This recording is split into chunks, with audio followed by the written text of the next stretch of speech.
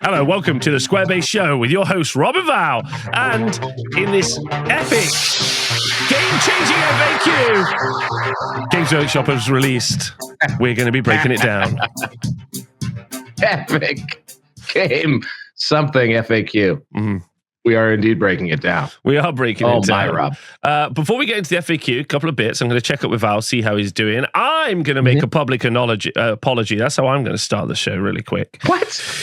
Week before, I did talk about my reticence to want to paint my Chaos Dwarfs because when second edition turns around, I'm going to feel like they're probably not going to be supported.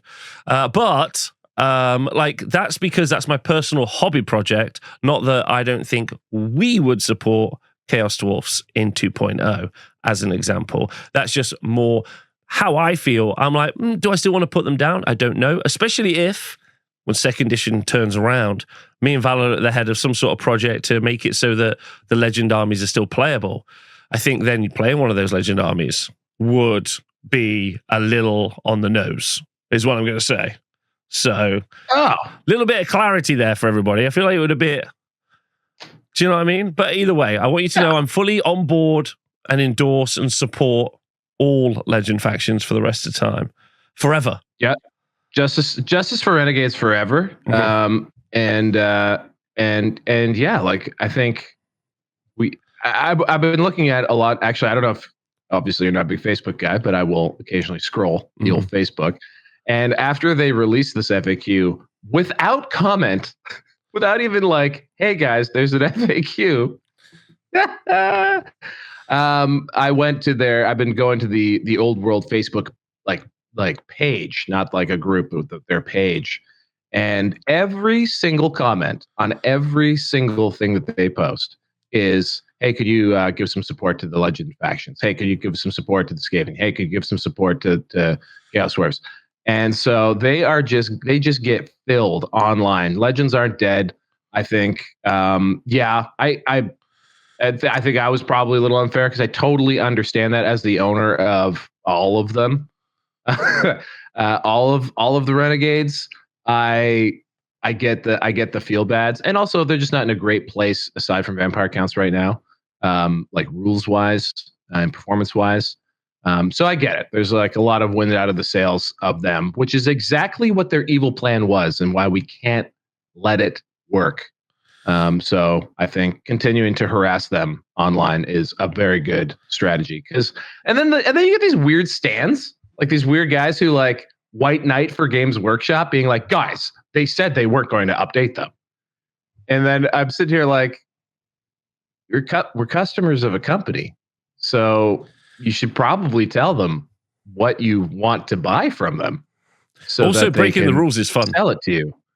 Breaking rules is fun. Always. Renegades forever. But like also, guys, it's a company. So like, if you want these factions, it's the only reason they don't exist is because of a very silly corporate call that was made. So there's no reason why they shouldn't exist. And I still would be shocked if we don't see them back in some way, shape, or form. I know you've been talking about Mousselin. Vampire counts. I'm very hopeful.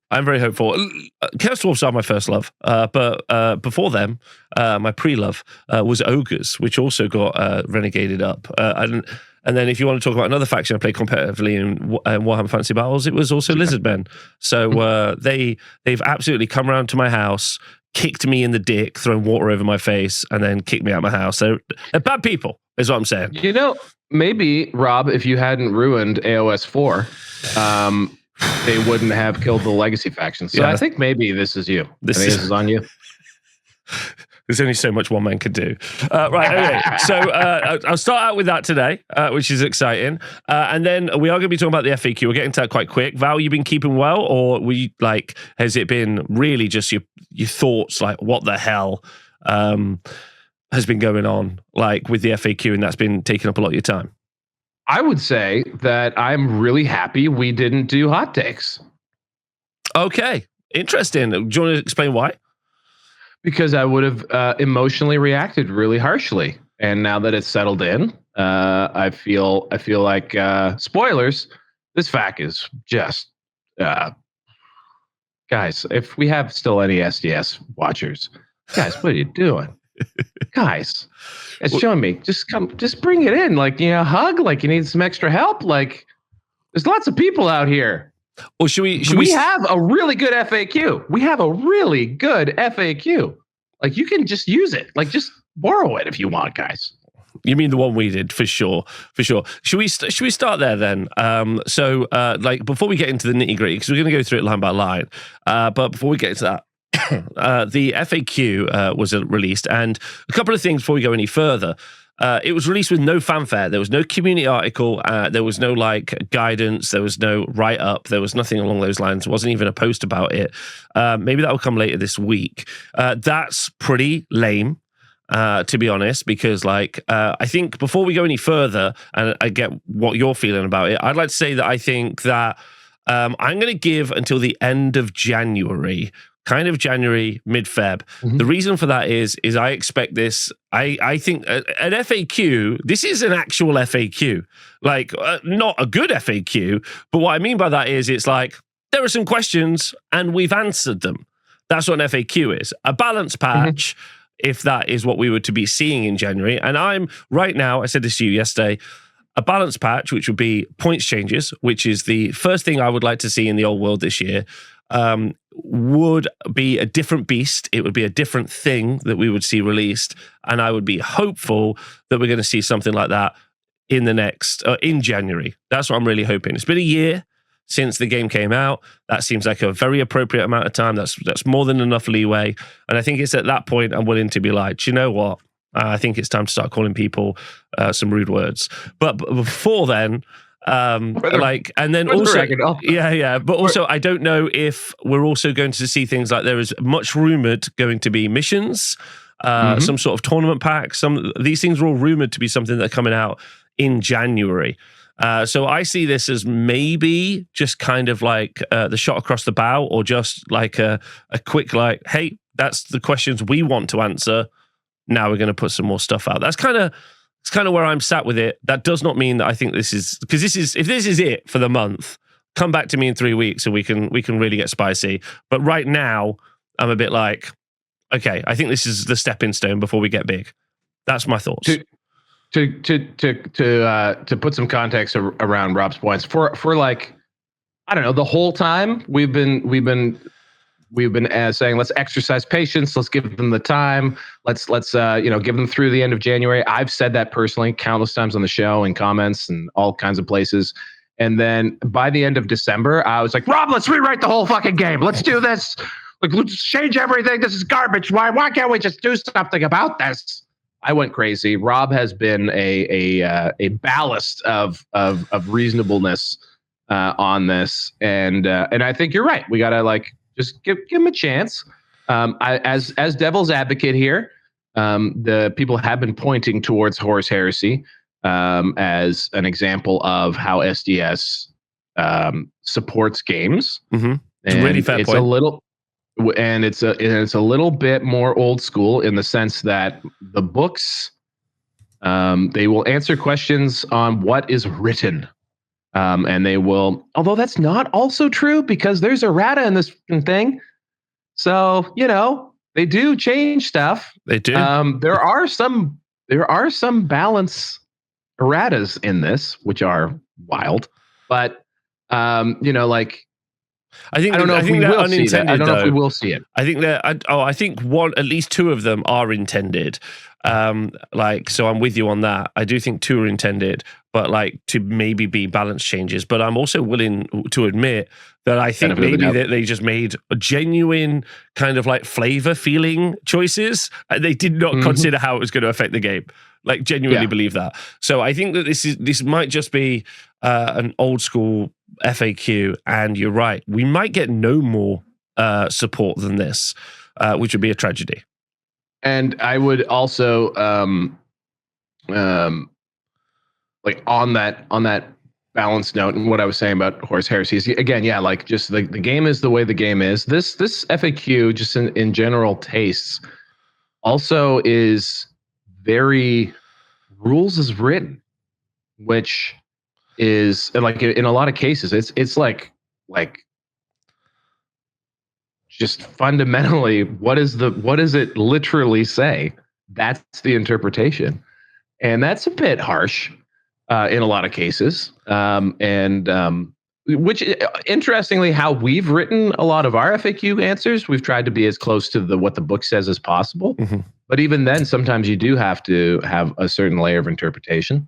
But like headlines here would be no acknowledgement of the inadequacy of skirmishing rules, just off the top of my head. There's no acknowledgement of certain things in the game that aren't playing too smoothly. Those are great options for errata, and don't, to me, like you were saying, like I know you think that points are the number one thing. I believe wholeheartedly that actually before even points, because I think a lot of these points are just more or less copy pasted from previous editions, that it's core mechanics that need a little bit of a edit. And maybe we're not seeing that. Maybe we're not seeing that because they're writing a 1.5 or a 2.0. Yeah, that was that's my favorite thing that you've said. Again, so let's talk about this in context, right? We are playing a game produced by a very rich company, but that deploys a very small amount of resources to the team that write the rules for this game. That's obviously bad. We don't support that. We would like to see that team expanded and get lots of money, especially the money we pay them for miniatures and books. So we're not on board with that, but that's the reality of the situation. That does mean with that reality, that small team, if they are working on a 1.5, which we expect, we kind of think it's going to hit the 2-year mark, where this is the alpha, where everything gets released, and then edition 1 this is almost like edition 0. Edition 1 comes out in kind of January next year. That's kind of where we're at. Again, could change. That's what we're thinking, right? But there's so implausible. Yeah, exactly. But that team that will be working on the development will be super small. It's 2 people. We know it's 2 people. So that's quite a lot for 2 people to go through, especially as they're probably also doing other stuff 100% at the same time. So is it fair that the old world gets that level of resources applied to it, especially for rules for people playing games? No. Does Games Workshop and will Games Workshop change that process? And is there anything we can do to affect that? Absolutely not. They're a gargantuan money machine, literally like a comedy Monopoly villain. With just money pouring out of pockets.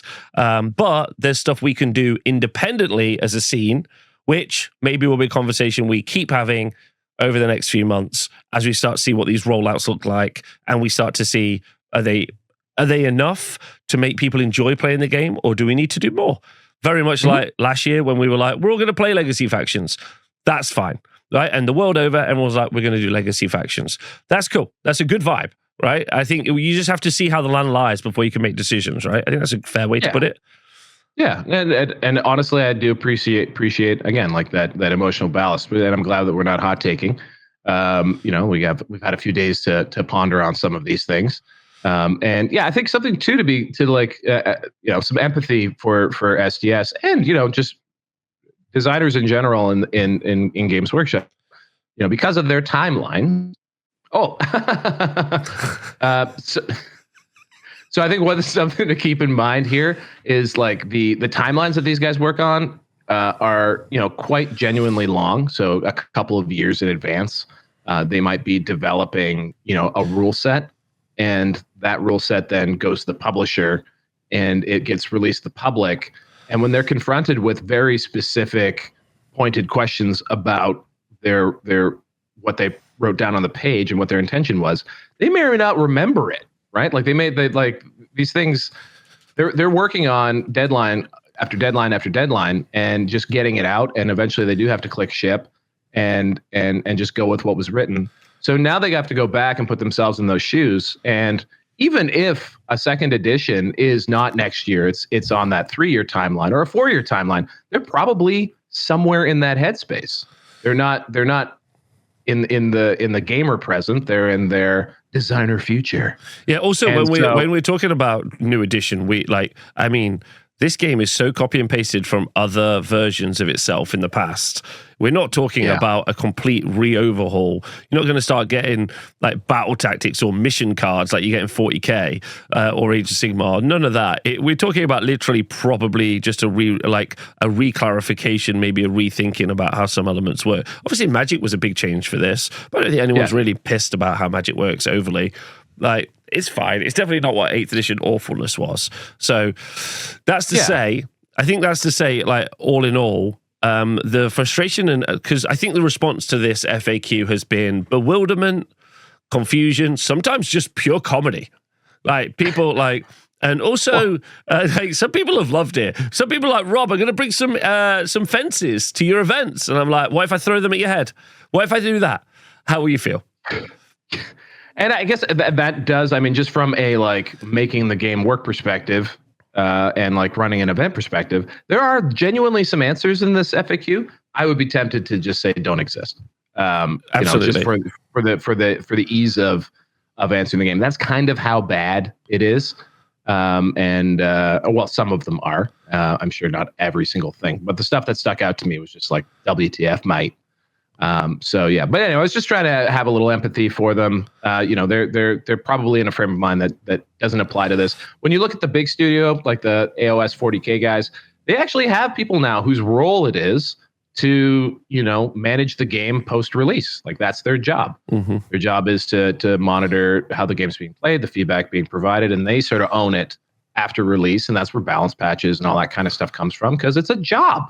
It's a full job. And Community management. Community management. Yeah.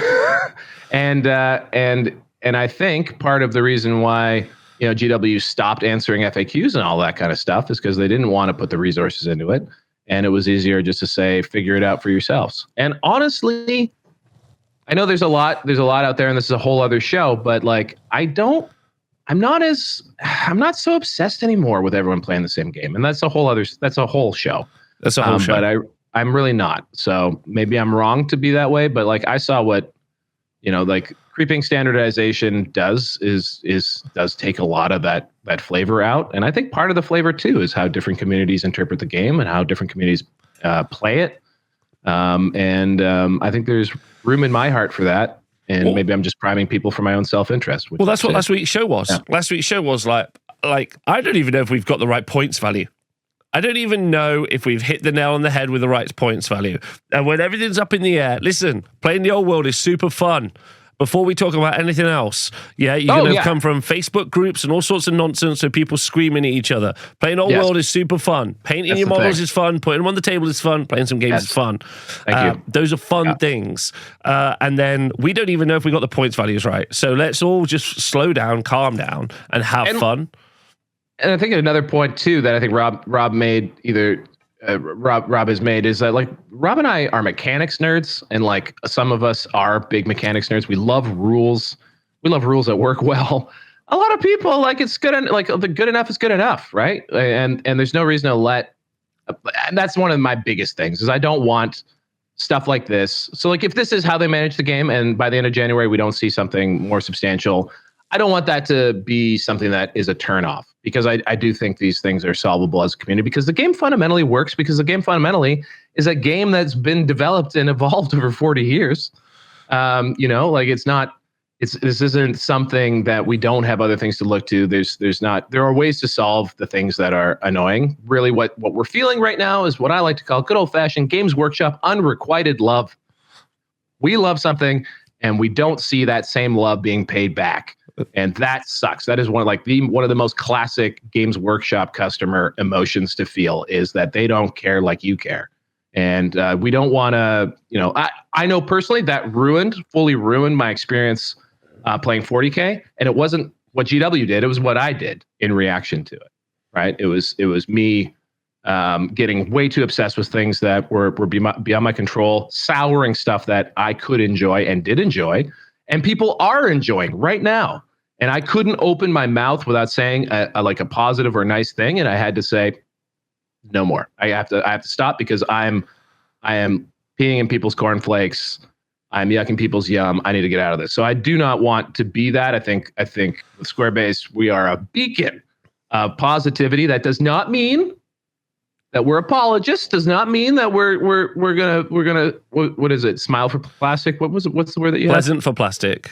Pleasant for plastic. We are independent content creators, folks. So we will always tell you how we feel, but hopefully also tell you why we can still have a good time. Right. Yeah. And shout out to Patreon for being able to make us do that, right? Like support means like I think it's really important. And also, if I could just quickly talk for a moment about my personal experiences with Age of Sigmar as like, I don't know. I think I might be the biggest Age of Sigmar content creator now. I don't know. But either way, whatever's happening with that, I have gone through stages where Age of Sigmar has had almost zero support. We're talking this is a main studio game, right? Like it was Christmas, so they just didn't do an FAQ, but like they were meant to. It was scheduled. It's on the calendar. And by FAQ, I mean a balance batch. And then you had like the two of the largest events in the year, LVO and CanCon, like a couple of weeks after New Year. So everyone was like, do I submit my list? Like everyone who wants to play in a tournament, like, what do I? Like even so much so, I went and protested outside Games Workshop with a sign, which is obviously ludicrous. My favorite memes of all time. Ludicrous. But like, what I'm trying to say is actually Games Workshop not being super involved sometimes is really good, but actually is also really frustrating. And that journey that we all take together is a little bit tough. But I think we're really lucky, and it feels like the old world community feels quite tight knit. Is quite cool. Like it feels like we're all kind of on board with the same ideals as a community, and that's really nice. Which is putting table models on the table and having a good time. And then, and also a question I would like to ask you, Val, but also I would like to ask absolutely everyone who's watching this video, and please do leave a comment because this is what I need because I can learn from this. So I need this. What do you want to see from an FAQ/balance patch at this point in the game? What is it that you're looking for? And I'm not talking about like, hey, I really wish that they would like, I'm talking just generals. Do you want to see points changes? Do you want to see new missions? Do you want to see actually, competent FAQ? What do you think the things that are missing? You're like, actually, Rob, I'm just putting my models down and it's kind of working fine for me. Because some people are like that. So Val, what's yours? What's my number one thing? I would like to see some tweaks to core mechanics. Okay. Just to make them smoother. That's what mine is points. So, like, it's nice. That's already a difference between us and what we're feeling, and that's just because I think the points are so out of whack. Like, I love internal, external balance. I like having to make a choice at list writing, and when list writing is monosyllabic, I get a little bit bored. That bothers me. All right, should we start looking at what's in here? Shall we? I just love it. Food for thought, guys. What should a Chaos Lord on Dragon with all the trimmings actually cost? I'd love to see someone do a points model on what a 2-up, 5-up, 5-up, just absolute terror on the tabletop should actually cost. Yes. Let us actually get into this. I will use chapter headings on this episode for sure. Okay, perfect. All right, so the first thing, should we do core rules? Let's do the core rules. The FAQ. Okay, so just before anyone gets too excited, there's not tons here that's super impactful, but let's go through. I mean, some is. All right, they've changed crunch on a cannonball. Oh, no. Okay. Coming out hot. Coming out hot. If the path of the cannonball meets a hill, impassable terrain, or high linear obstacle, it stops immediately no further, and models are hit. Now, I think this is intended to try to help with shooting something behind a hill. Yeah. But the problem now is if you're on a hill, there's a good argument that your cannonball meets the hill. Yeah, unless maybe it hits the base, right? But it would be the base of a hill is a hill. But no, I mean like the base of the model. So if you stick yes, it. Yeah. If you nail it on the base, then something like that. Now, what usually do people put on hills? Cannons. Huh. Yeah. Interesting. Oh. Yeah, this one. Well, how do you feel about it? Does this make the game better? No, it doesn't make the game better. It makes something that was already confusing. Like, I would really enjoy hills interactions with shooting units on, behind, and around hills to be an entirely separate document with several pictures. And they don't need to be like high detail. They're just some angles, some pics, and be like, this is exactly what we want to happen. You're like, okay, that's a vibe. This is, to say the least, lackluster, maybe massively impactful or completely unimpactful, depending on which way you read it. And people are already arguing about which way to read it, and that also is bad because it means people don't. It means I have to make a decision at an event, and I hate that. I hate that. This is an FAQ that requires an FAQ, which is the worst case scenario. It's not great. I think some people just don't enjoy the fact that cannonballs and other types of things can overrun both hills and forests. I don't know why forests were left out of this equation. But so the fact that, you can't really hide from a cannonball currently very easily, I think is kind of the bigger issue here. I don't know if behind a building. Unless you're behind a building, because that's impossible, or apparently a high linear obstacle. There you go. It's the first time I've noticed that low linear obstacles don't stop cannonballs. That's interesting. So I think this one is unfortunately half cooked and maybe one worth ignoring / coming up with a different solution. Berserker Blade. Just to go back to that, I think that's something that I'm just going to create an FAQ for my events for, which is not whatever the fuck this is saying. And I think we could talk about intent all time for all time, but cannonballs hitting stuff isn't, I would say, currently a huge issue to the game. Just going to put that out there. Yeah, it's actually kind of the opposite. I think obviously cannons famously encouraged as a solution to a lot of the problems in the game. By problems, I mean units people have trouble with, that are a handful, like high save dragons and things like that. They, in certain cases they are useful, but now, you can put whatever you don't want to be shot with a cannon on a hill, including cannons, and you're potentially invulnerable / very hard to hit. So there you go. Okay, next one, Berserker Blade. This is just they've just changed some rules for it. It's no longer gives you frenzy, now gives you impetuous and +1 attack, which is legitimately stupid. I wonder why that is. So, if you're Berserk, you're frenzied, right? I guess what this allows you to do is stack frenzy with the Berserker Blade. It does. You're absolutely correct. I'm just telling you that, you're Berserk, not impetuous. It's not like I'm a rash. Rash guy. I'm Berserk. Famously. An interesting mod there for sure, but who cares really? Okay, next one. If a specific natural roll triggers an effect, is that effect still triggered if the dice is re-rolled and re-roll gives a different result? No. When re-roll a dice, the previous roll is discarded. This includes any effects that roll may have triggered. This is, I think, an obvious answer, but still fine. Yeah. Yep. Okay, good. Casting the same enchantment or hex spell on a unit more than once has no further effect. But what about spells with a ranged self that affect all units within a certain distance of the caster?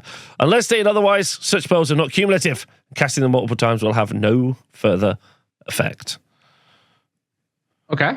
Okay. How do you feel about this? This was something that actually I never really picked up on, but things like there's the Orc and Goblin one, which is, a -1 AP, reroll ones. You could stack the AP apparently with that. I've actually never picked up on it, so this is not something I ever actually looked for. So hey, okay, no love lost for me. No. All right, okay, this is fine. And also, I don't mind. This is the type of thing that I would call kind of a balancing FAQ because there's nothing in the wording of those spells that would suggest they don't stack. The same problem that the Mortis engine gets into. So I don't mind this. I think this is actually a really great thing. Reducing the ability to stack stuff on top of other stuff just takes stuff down a little, takes the power down a notch. And that's great. I think that's usually a healthy thing. It's like a slight nerf rather than a removing something from the game kind of nerf, which is okay, great. Sweet. Next up, if a unit will have to wheel before or during a charge, do I have to allow for that when declaring and measuring the charge? Yes. Wheeling during a charge is part of the charge move. The free wheel to line once contact is made is free. This is easily one of my least favorite rules in the old world, just as an FYI. Great.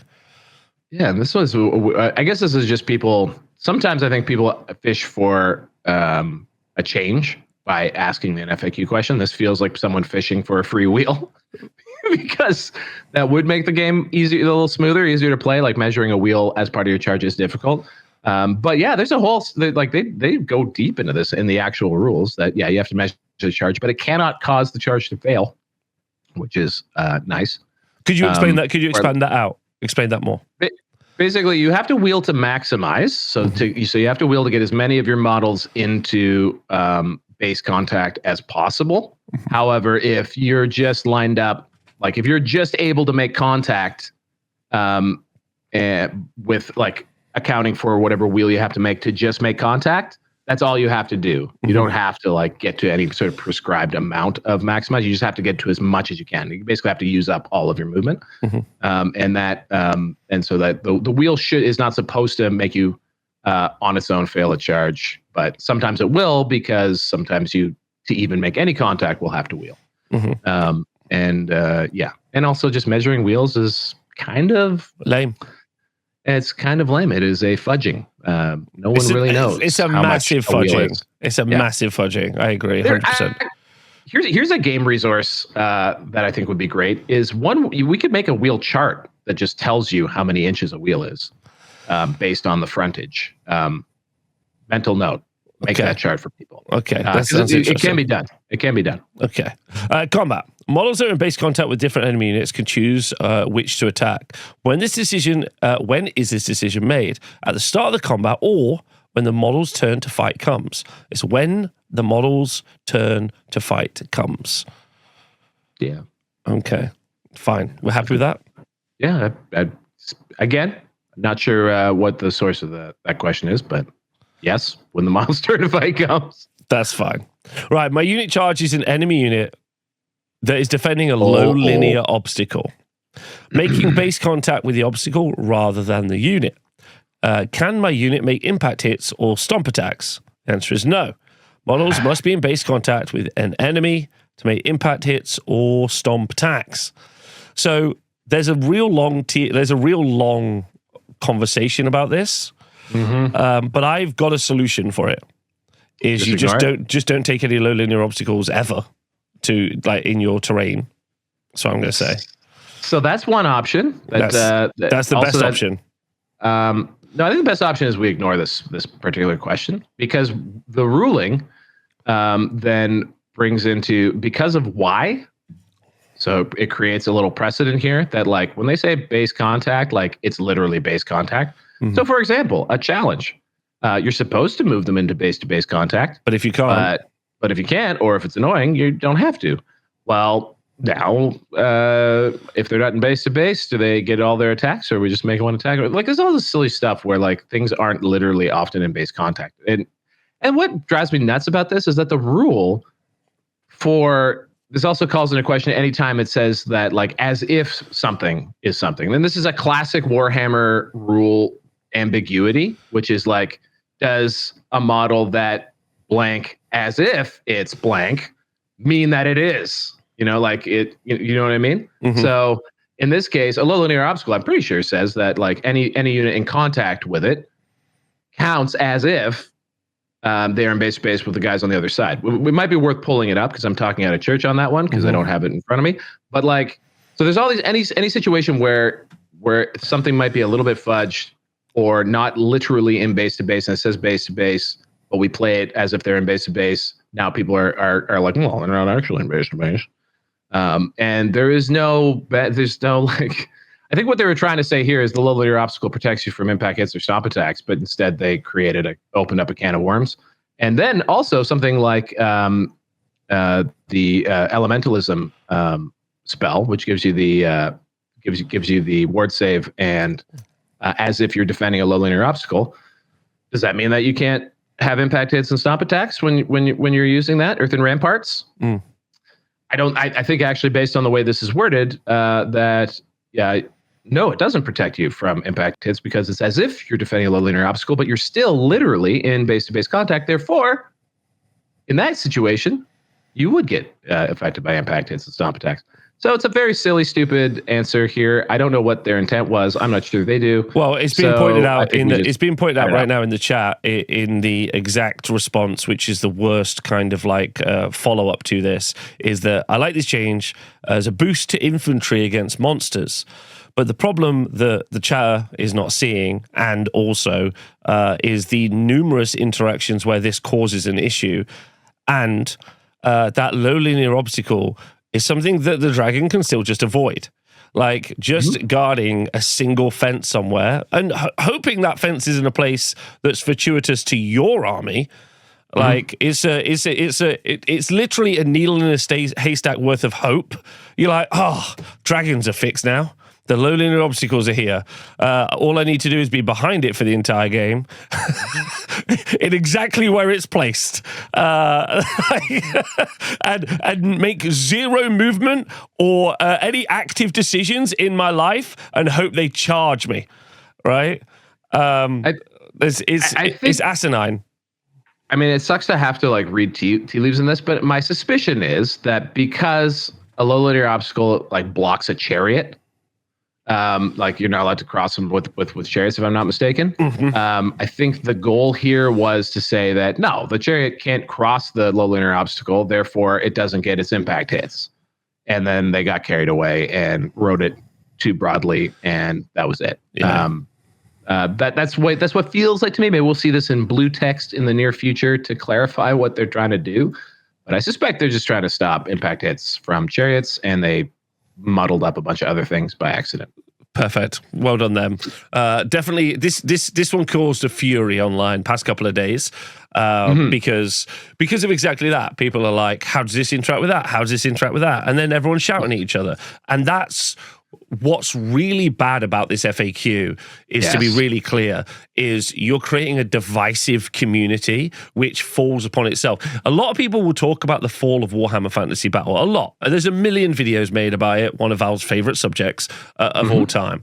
But living in the real time and watching a community eat itself because something is badly written, is unexplained well, and isn't notated, is actually super negative. Like, if the game designers like care, I mean, again, they don't need to because they make just money hand over fist.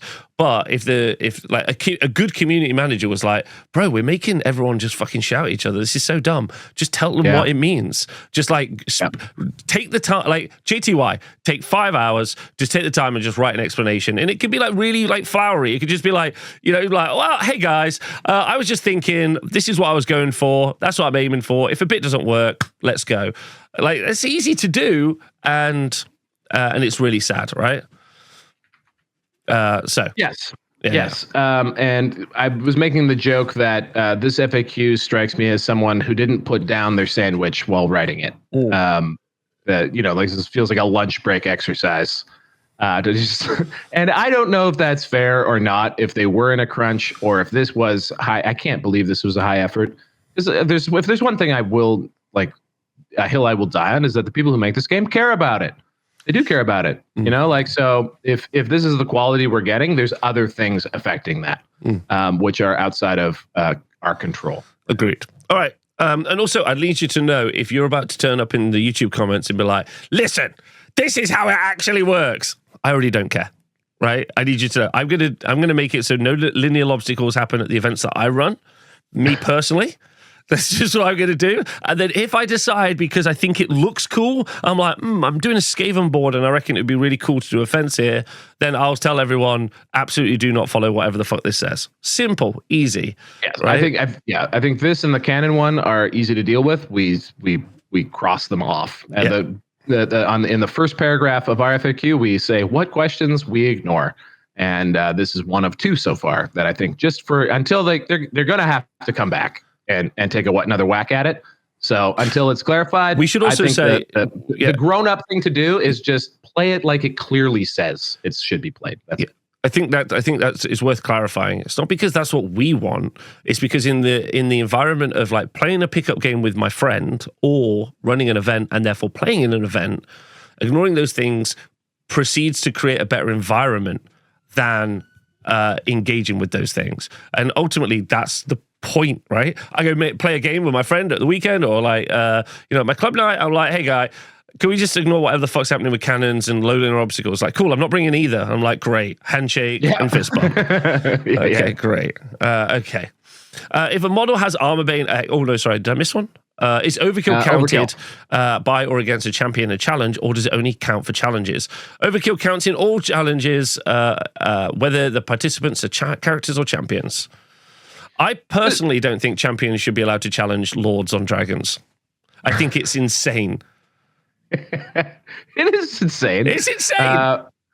We have a really fun, I think, mechanics video to talk about, because man, have I obsessed over challenges and the role they play. But this actually, for those nerds out there who are really into it, this is actually something that should be clarified, because in previous versions of the game, champions were a type of character, or often I think they were just outrightly called characters, but they were just trapped in their unit.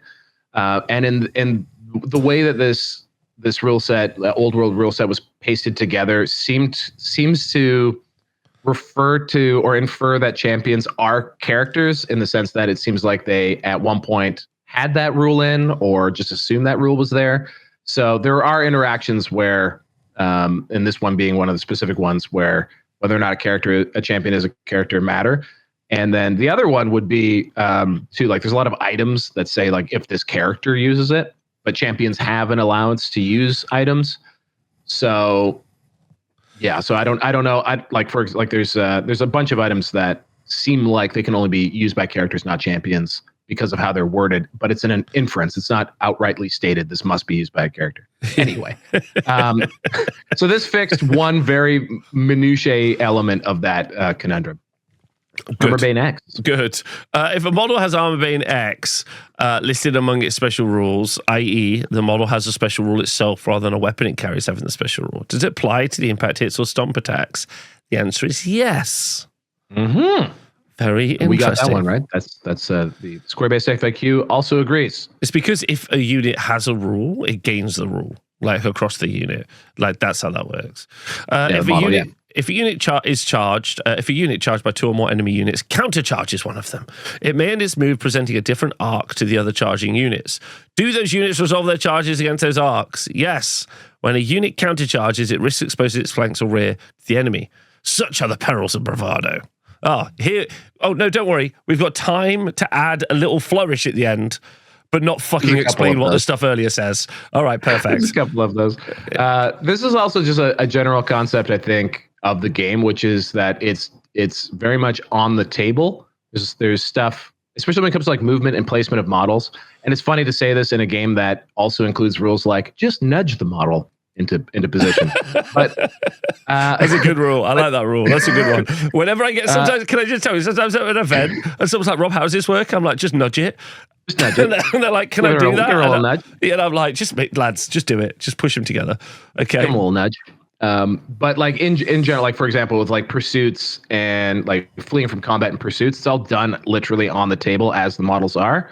And this is another situation where that's like that. So perfectly fine. Perfectly fine. Yeah. Okay, if a unit whose troop type is infantry that has been joined by a character whose troop type is cavalry charges an enemy unit with countercharge special rule, can that unit countercharge? No, a unit's troop type does not change when joined by a character. That's good, obviously. How far does a model with a random movement special rule move when making a countercharge? As stated in the countercharge special rule, a model that makes a countercharge moves D3 plus 1 inch. How do you feel about that? My first question is, what random movement thing has countercharge? I don't. In the comments, let me know where this applies or how this could apply. Maybe there's something that gives something random movement where it would apply. But I do want to back up just one step to the previous one, which was, again, an answer that I think kind of screws other things up. No, a unit's troop type doesn't change when joined by a character. So what this opens up is situations where you have effects or spells or things that apply to infantry, cavalry, whatever. You know what I'm saying? Yep.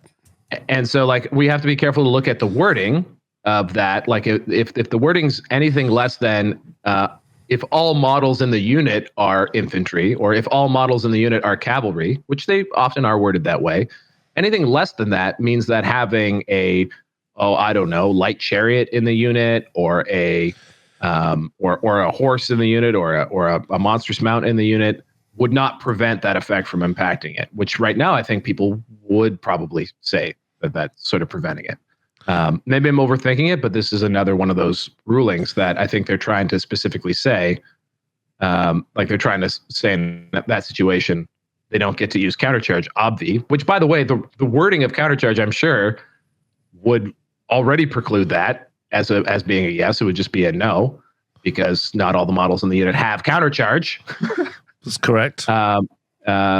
That's where the correction should have been. So this one, to me, opens up interpretation in other parts of the game that are unintended again, and it's kind of a dumb question to even answer, in my opinion. Like there shouldn't be. Well, it's because we've been told the gigantic chaos spawn has countercharge. Oh, okay, cool. Okay, perfect. There we go. So wreck other parts of the game for one model. Perfect. Well, no, that's the random movement one, and that's fine. So they can countercharge is what they're saying, and it's D3+1. That's fine. It's more the mixed units.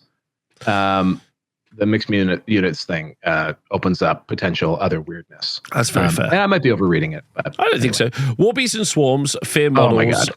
War Beasts and Swarms, fear models with flaming attack special rule. Do War Beasts and Swarms that have immune psychology special rule fear models that have the flaming attack special rule? Yes.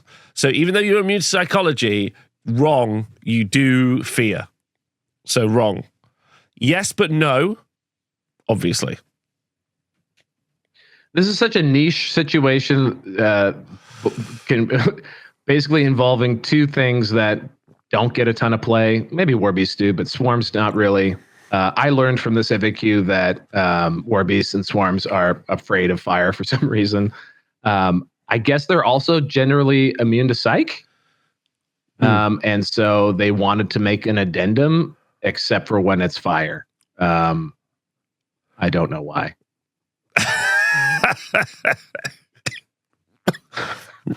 Anyway, it's such a minor point, but man, like, why? Yeah, okay. If some models in a unit cause fear, but others do not, do I use the unit strength of the whole unit or just the model that caused fear to determine if the enemy unit has a lower unit strength? Count only the unit strength of the models that cause fear. Right on. Okay. So adding a scary character to a unit doesn't suddenly give everyone like a big fear causing thing. I think that's actually a good change, personally. I think I'm so underread on how fear works and all that kind of stuff, but yeah, sure. I'm not offended by it.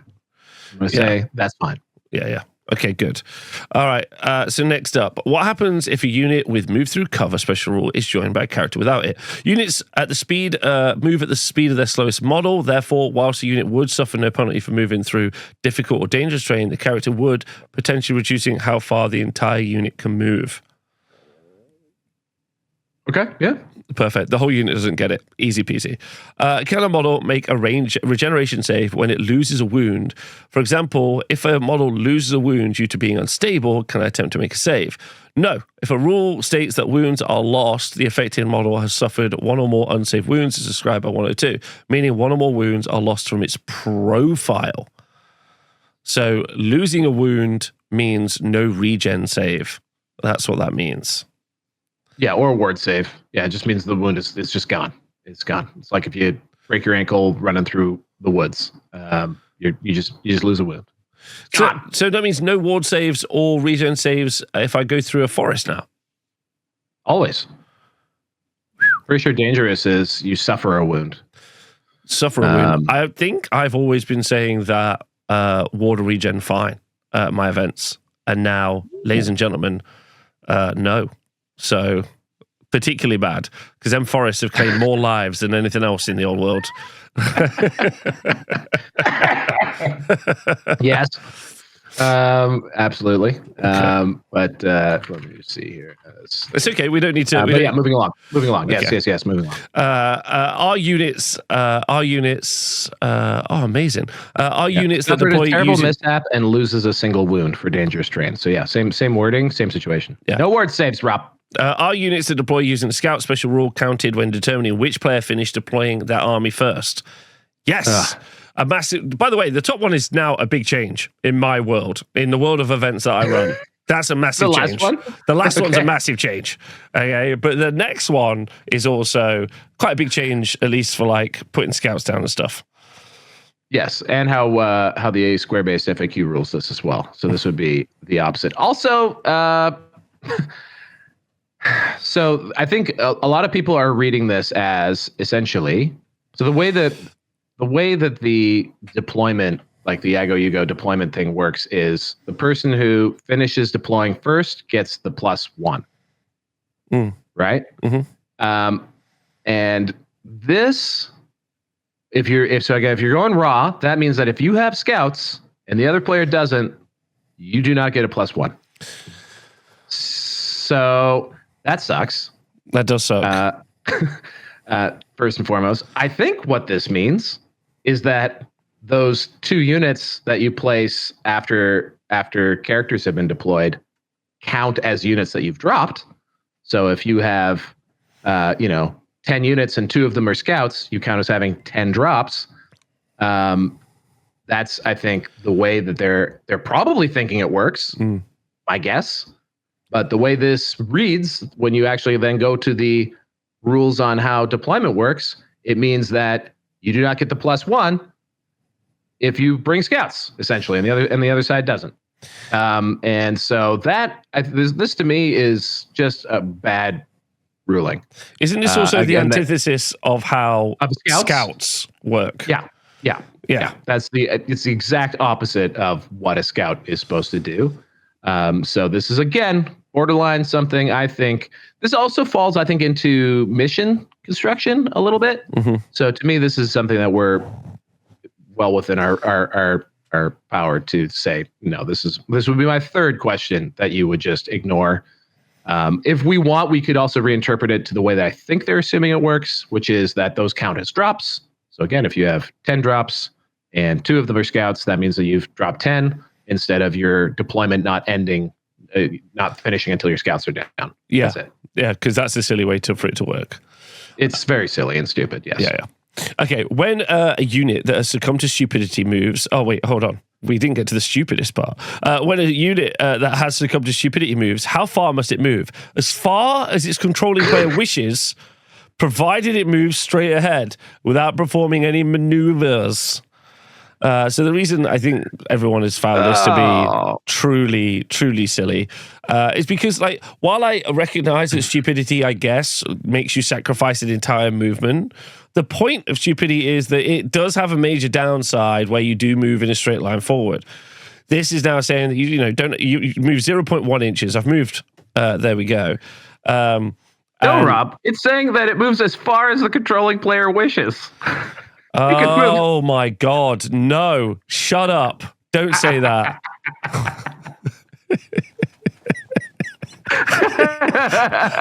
No! But yes. No! But yes. No! It's just a brutal wording. It's a brutal word. Obviously, it doesn't mean that you could move across the entire board. Well, it literally says you can. Actually, wrong. You're wrong. I am wrong. And because they are interpreting everything as raw and they're trying to play a raw game with gamers, guys, like let's not be too kind on shit like this, because they are interpreting things like that. Scouts one is a raw interpretation. It's not a what did we mean by that? Let's give a ruling that does the thing that we meant. It says this, so this is what it is. And a lot of these are like that. And this is one where if we just say raw, yeah, great. If you're stupid, you now can launch yourself in a straight line as far as you like. It's just brutal. I do love the idea of going to another board. It's like, I'm moving there. They're like, like, I don't know if you can do that. I'm like, it says wherever I like. Yeah. It says as far as I wish, and I wish to go real far. Although the unit would die, Rob, because you go off the table, and there are rules around that. That's so true. You're right. but provided moves in straight ahead. So the square-based FAQ right now, this is worded better, straight up, which is that you can move as far up to your movement characteristic. But this is raw stupidity suggests that you can move. You don't have to move.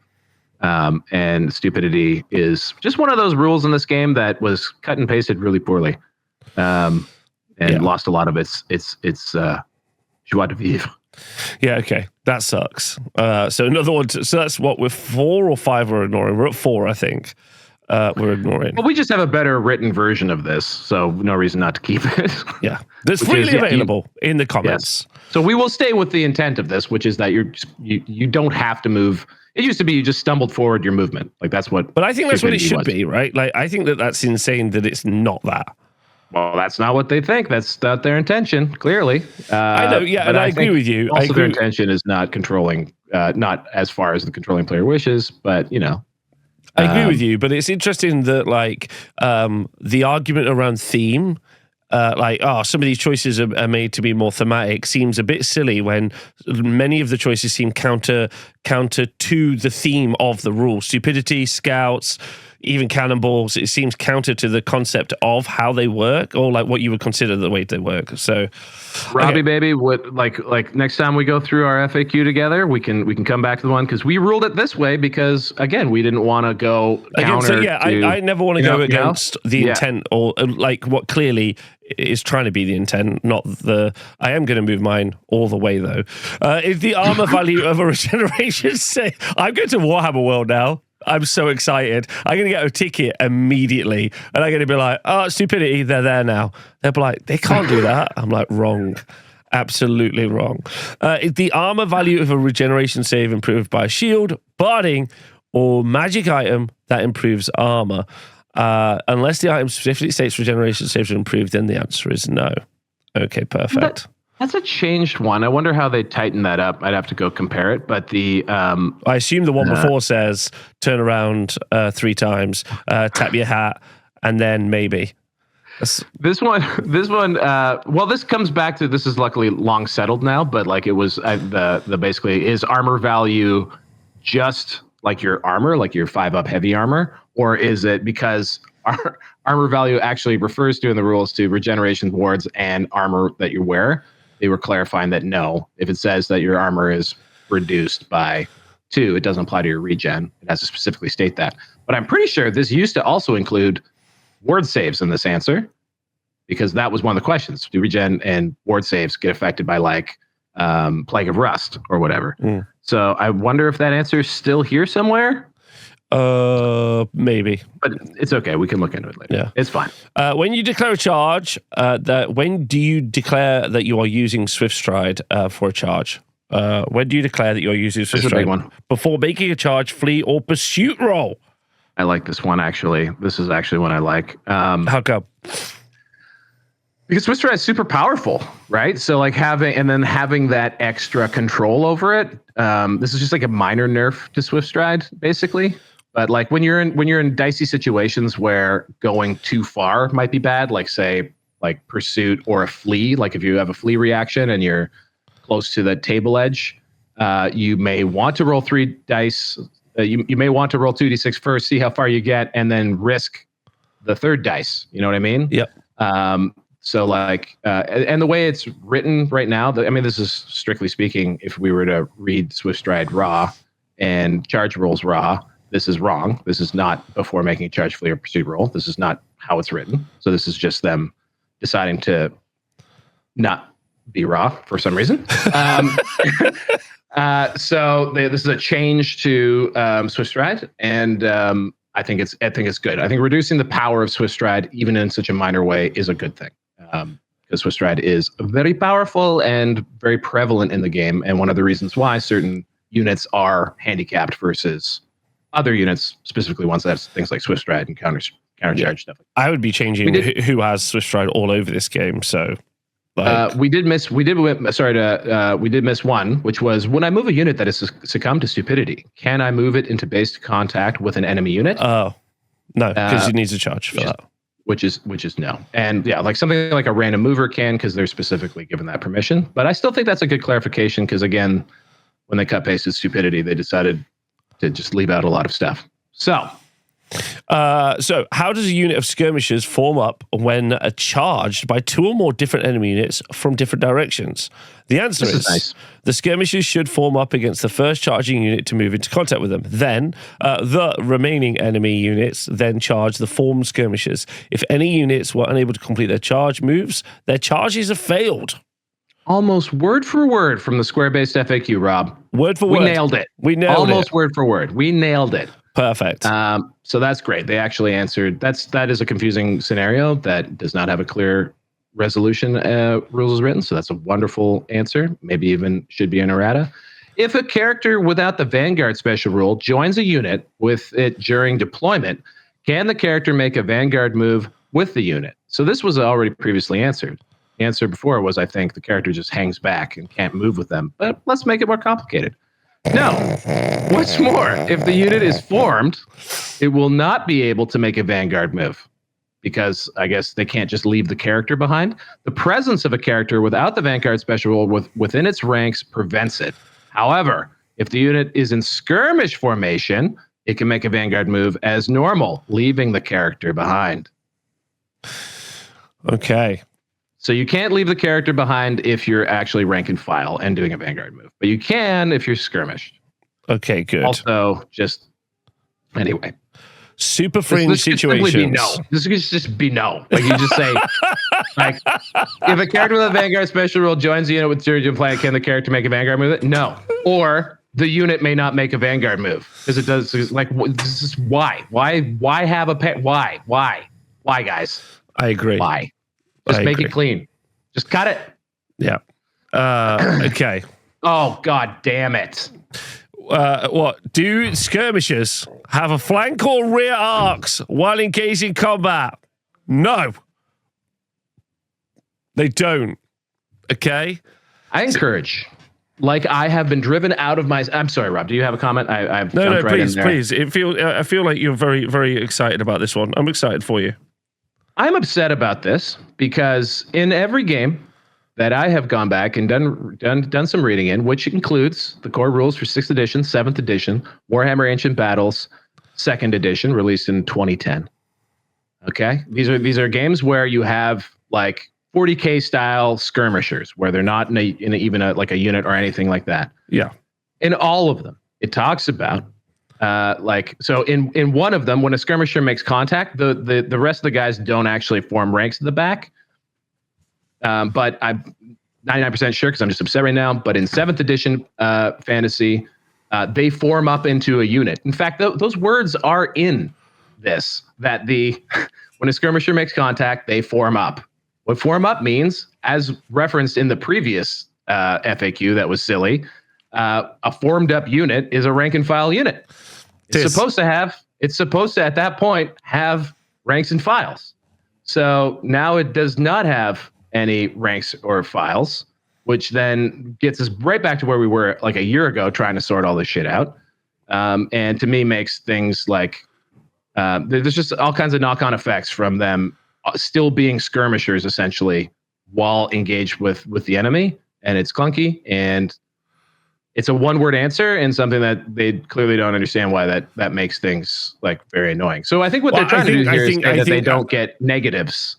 I think what I'm reading from the simple no full stop is this is someone who has so much assumed knowledge. They're like, obviously you know how this works, no, right? And you're like, no one has drawn out the picture for them and is like, let me explain to you the situation, why this is a problem. Like, this very much feels like someone who's like, I know the answer, but so you know the answer, it's in the rules, but it's not there. And I feel like I'm letting everyone down here, and maybe I'm making too big of a stink about this, but I do remember when we were doing our first pass at the square-based FAQ around skirmishers, this was a long conversation because of a lot of knock-on effects to them essentially being skirmishers in combat and not being formed up. I think what this is trying to say is that they don't suffer like penalties from being flank or rear charged. That's what I think they're trying to say.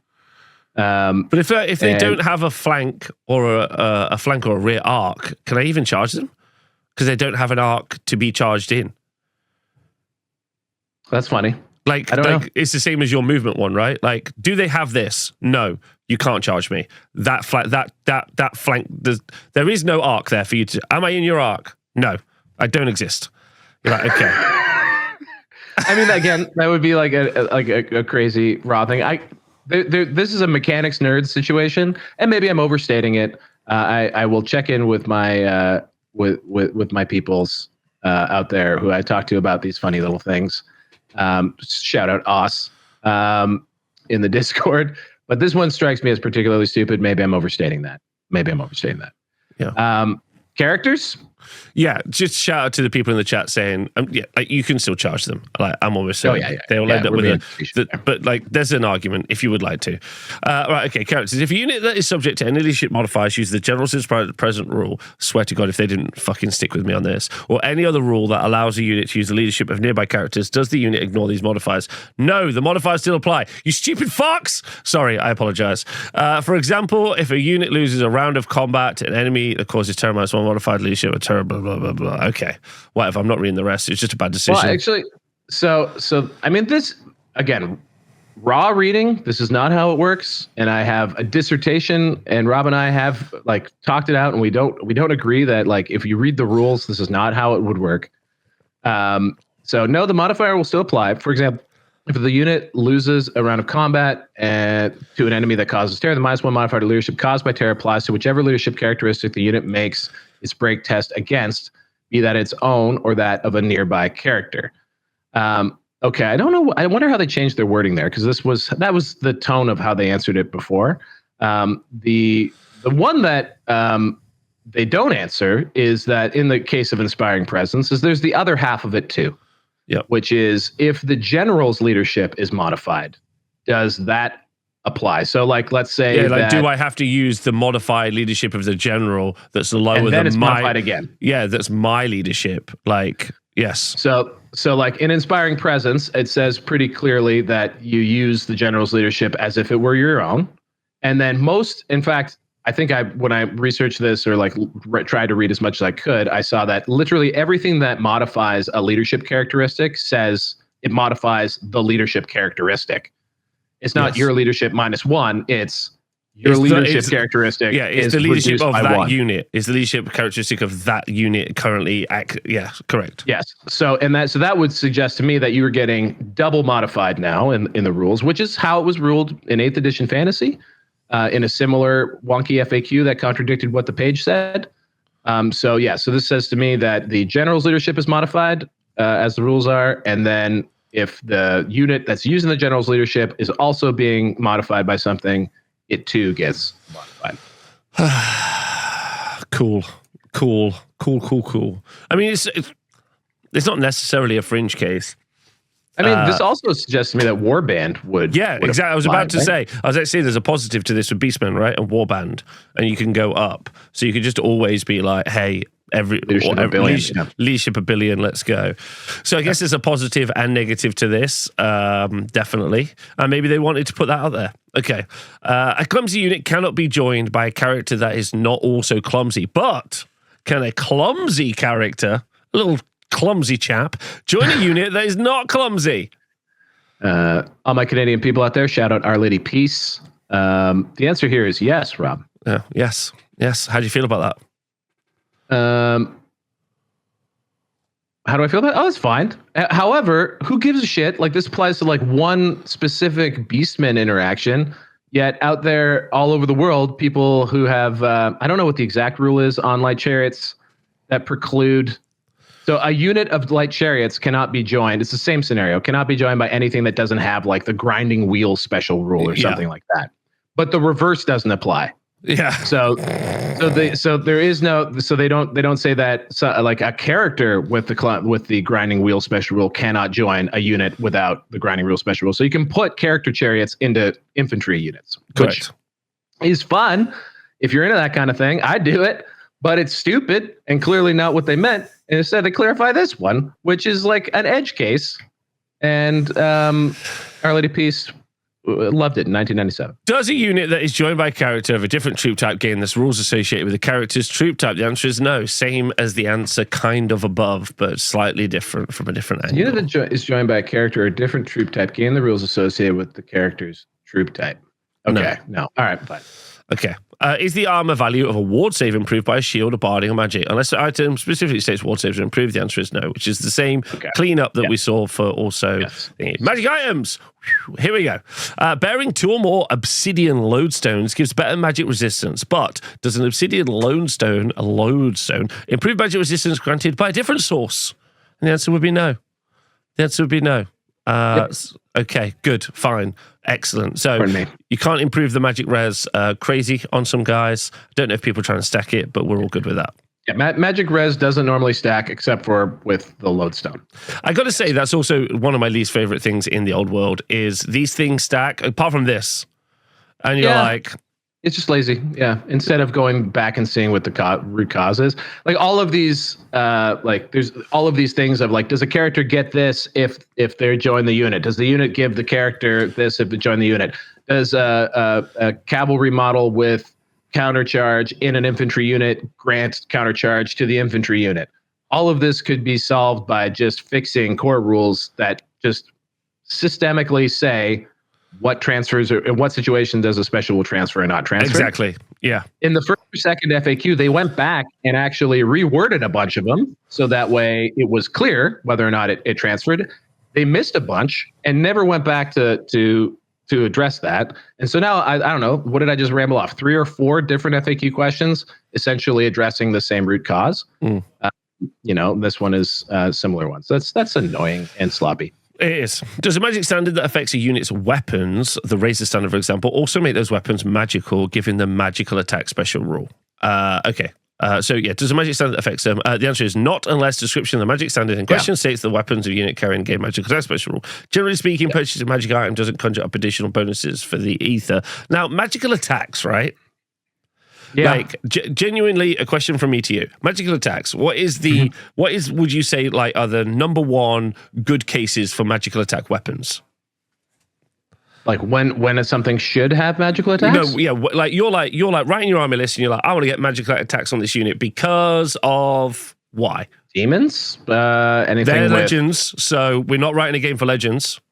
I don't know. There's a lot of stuff that does it basically triggers off of non-magical attacks. Trolls, like the Trolls reroll and Troll Horde, triggers off of magical attack, doesn't trigger if you're hit with a magical attack. There's a bunch of stuff like that. And there's a bunch of items that provide ward saves against non-magical attacks. So why? What are you getting at, Robbo? No, nothing. It's just the Green Knight is obviously the number 1 kind of thing that you do and don't want magical attacks for.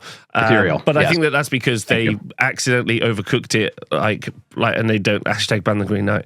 But they make very minor changes to the Green Knight. I think it would also work. But die once, just like everyone else.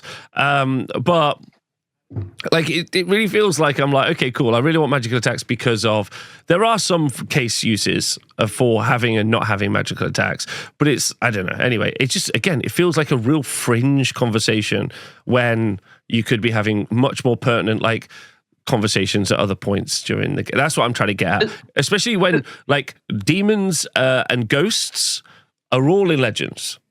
Mm-hmm. So now you're really just having a conversation. So it's do you mind that there's more magical attacks in the game? What does it matter? Well, I mean, ethereal in the main game. You also have the high magic spell that grants ethereal, and people are going to start playing high elves with the high elves coming. Bloody high elves. Bloody high elves. Oh no! So and then, like I said, then there are other sort of situations where items and where things do specify non-magical. So it comes up, but the other thing is too is this particular one is, and they did do a good enough job, I think, of saying that magical attacks are stated as magical attack. Every magical weapon has magical attacks specifically. So I don't know, this is a bit of a nothing burger. That's my point. Anyway, they didn't need to be snarky on that one for sure. Exactly. Purchasing a magic item doesn't conjure up additional bonuses from the ether, unless of course we magically conjure up additional bonuses from the ether. in our FAQs. Yeah, and also FYI, do skirmishes have flanks, you fucking dicks? How does the Spectral Doppelganger spell interact with weapons that have either strike first or strike last special rule? The spell is cast at the wizard's initiative, meaning attacks generated by the spell are made at the wizard's initiative. However, if the casting wizard wishes to use a weapon with strike last special rule, those attacks are made at initiative 1.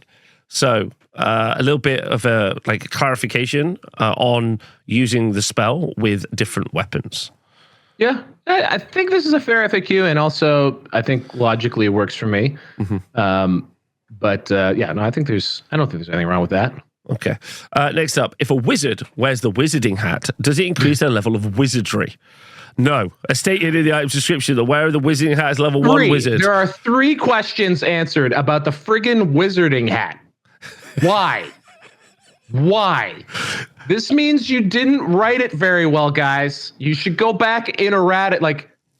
Why is one sentence of errata worse than answering 3 questions about a useless item? Maybe not useless. Sorry, guys. The wizarding hat stands out there. Sorry if it's not useless. But what the fuck? I didn't mean to cut you off. This is a huge detriment to a powerful wizard, but might be a boon to any character that is not a wizard. I want you to know that we started out. I've gained anger over the past hour.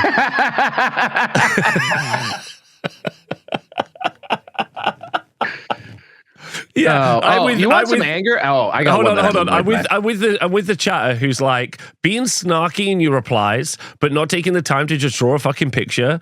Like, you're losing my goodwill and patience super fast.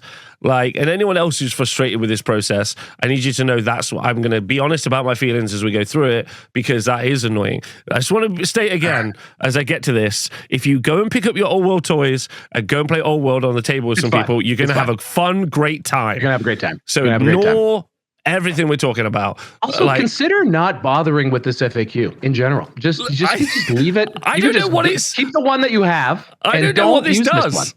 I honestly, so far, I'm like, I don't care about any of this. Well, the next one is actually, I would suggest, maybe the biggest raw reading, by the way, because anyone who read it closely said, surely that's not what they meant. Yeah. And they're literally every single player of this game on this next one. Rob, do you want to? I'm blowing the lead, but I don't know if you know about this one. I do know this one. Can a wizard with a lore familiar choose one of their faction's signature spells instead of the signature spell of their chosen lore? Yeah. No. Now, if you read Lore Familiar, as I did when I was first reading Lore Familiar, it will immediately occur to you, based on how it's worded, that you might think, that seems like you wouldn't be able to choose itchy nuisance, for example, if you're a goblin. Mm-hmm. But then you shrug your shoulders and you say, it can't be. That'd be stupid. But raw, yeah. And I never bothered arguing it. I've never seen anyone in the community really argue this. No. Because it was like, clearly, no, that's stupid. Why would that be like that? And instead, they said no, because raw, that isn't literally what it says. It literally would preclude you from picking your faction signature spells. And this just, it's a bit of a side nerf for wizards, I guess. Yeah. But like now, if you want any of the really cool, flavorful faction signatures, I guess you're guaranteed. Basically, you have to choose. Do you want to be guaranteed itchy nuisance, or do you want to be guaranteed, 4 spells from elementalism? And that's, I don't know. It's just dumb. It's not a cheap item. There's no reason why you shouldn't be able to do this. It's just. And we've already looked at so many different interpretations here that are not raw, and this one is just straight reading raw, and I think it's dumb. Yeah, agreed. Okay, some models can be found in one faction's army list, but can be included in an army made by a composition list belonging to different faction. The answer is models can purchase magic items from a list of common magic items in the Warhammer the Old World rulebook, or from their faction's own list of magic items. Dragon Sheriffs, for example, can purchase items from both Beastmen and Brey Herds. Can purchase items from common or Beastmen Brey Herds item lists. Okay. Did they I think they added the clarification that they can also take from the common magic items, maybe? I think that might be the change. That might be the I change. Remember, or they clarified something that didn't need to be clarified. Who knows? Overall, I would give this a negative score out of 10. It actually did more harm than it did. I didn't do the thing that I normally do when I do these FAQs because I'm super clear about them, and it's at the end now, so I doubt as many people are listening. But if you are still listening, like FAQs and especially like balance patches should be trying to we should judge them on a metric which should be predefined, which is the metric that they establish. That's really important because, like, there's metrics that for instance, there's metrics that we want. For instance, does this in any way improve the internal or external balance of different armies in the game? No. And if it does, it's by accident as opposed to by intent, right? So, like, but what was their intent with releasing this? Well, that's what's really interesting is because, so like when Age of Sigmar, Age of Sigmar currently, let me talk about their process. Every month they put out a kind of little points fix at the end of the month, but it's really small. I'm talking like, it's normally the overperforming factions by like one thing. And then every 3 months they do a balance patch. So when they do the balance patch, I'm like, right, let's review this as they've intended it, which is they say this is our balance patch, which every 3 months is to make these armies get more play against each other. They don't often say it's so that you've got more internal balance, but they have said that before. They said that in their last release. They were like, we're going to try and do improve the internal balance. They failed at that miserably. And so we really got to ask ourselves, what was the intent of the FAQ? And therefore, what's our review of the intent, really? And that's what's odd, is because no specified intent with this FAQ. I guess doing an FAQ is, I'd like to answer frequently asked questions. I don't think that's actually what happened. So what's your thoughts on what the intent was and then review of it? I think the basic intent of errata and FAQs should be to make the game easier to play. Like it should make it so that the game is more like fundamentally, right? So let's assume that the rule set was play tested, proofread, edited correctly. You have sound mechanics that all work as written on the page, and there are some ambiguities, and you are now answering things that pop up a lot. Like ideally an FAQ is literally just stuff that like people, despite how you wrote it through your best intentions, they're not getting it. So you spell it out for them in an FAQ. Ideally, that's what it should do. It should make the game easier to play. Errata, to me, should be for when a mechanic or something that you wrote originally in your rough draft of this that got published should be there to fix places that were broken, that like were like just straight up didn't work. And like ideally, your FAQ answer should be raw. Should just be like, here's what we wrote. Sorry, it wasn't clear. You didn't get what we meant by this. Here's what we meant by this, right? And here they're just sometimes writing what they meant by this and sometimes writing something entirely different. It's a real mess. What it strikes me as is like this was someone's homework on top of a lot of other actual work that is got a higher priority for them from their leadership, right? Like we're harassing whoever like did this. We don't know if this was JTY. We don't know if this was the other Dan. We only know that it was published. It could have been written by the army painter, like in the studio, whoever had an extra 5 minutes. Or marketing, like someone who doesn't have an understanding. We have no idea. There's no authorship on this. And so like when you see like something like this, it's not because a game designer doesn't care. It's because they're paid to do their job, and they've clearly been given instructions that this isn't something that they need to be prioritizing. And so that's what you get. You get something that has less thought put into it than genuinely community FAQs that are out there, including ours. And that's, I don't know if that's what that says, but like for people who are always obsessed with what did they mean? What is the intent? Like the games designers play test this, and it's like almost like rules as written coming out of the studio is like something handed to us from Moses. Like this is written in stone tablets, and you can't mess with their vision. They don't have a vision. Their vision's somewhere else right now. They don't know what they meant, and there's no greater demonstration of that than this FAQ. And I think that's a good point. I would actually say you can't judge this FAQ because this FAQ like doesn't have intent behind it. It just exists. It's just a document that was published. Now it does change the shape of the game. That's interesting, and maybe we could even tackle that in a separate video that's like a little bit more truncated, like a little bit smaller. I love truncated as a word at the minute. Don't think I'm using it rightly, but anyway, we could do a smaller little video on it and like kind of the effects because just a moment. So like, I just want to like put like a ribbon on this that like I think vitriol should never be pointed at like the authors, the designers. These are creatives that are doing a job, right? And if they don't have the ability, like clearly the people who made this game, because it is fun, it is awesome, and we spend Rob and I have invested a lot of our lives into our enthusiasm for their product, right? So like if the people who clearly put a lot of effort and love into this game don't have the resources to finish the job, that's not the author's fault, in my opinion.